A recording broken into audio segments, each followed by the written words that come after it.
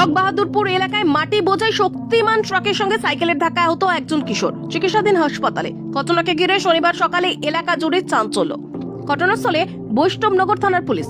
জানা গেছে, বৈষ্ণবনগর থানার চক বাহাদুরপুর এলাকায় সাইকেল নিয়ে গরুর ঘাস কাটতে যাওয়ার সময় অপর দিক থেকে আসা একটি ট্রাক শক্তিমান ট্রাক ধাক্কা মারে সাইকেল চালককে।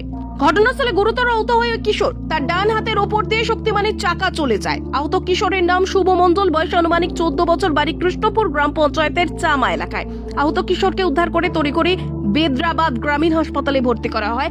আটক করা হয়েছে ওই মাটি বোঝাই শক্তিমান ট্রাকটিকে। শক্তিমান ট্রাক চালক পলাতক। পুরো ঘটনা তদন্ত শুরু করেছে বৈষ্ণবনগর থানার পুলিশ।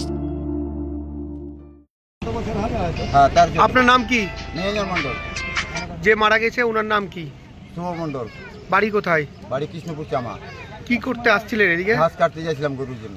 কজন মিলেছিলেন? 4 জন। কিসে করে যাচ্ছিলেন? সাইকেলে। তারপরে কি হলো? তারপরে যে গাড়িতে অ্যাক্সিডেন্ট করলো। কোন গাড়িতে? শক্তিমানে। কি ছিল? মাটির গাড়ি।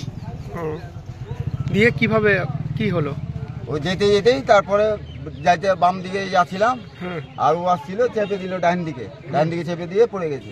দিয়ে কি হয়েছে? গাড়িতে সম্পূর্ণ চলে গেছে হাত, ও, পিছন চাকাতে সম্পূর্ণ হাত। ঠিক, হাত নাম? নাই। ও, তার মধ্যে গাড়ি পালা ছিল। হ্যাঁ, তার মধ্যে গাড়ি পালা ছিল, গাড়িকে আটক করলাম সব। ড্রাইভার পালিয়ে গেছে? ড্রাইভার পালিয়ে গেছে। আপনার নাম? আমার নাম নিরঞ্জন মন্ডল।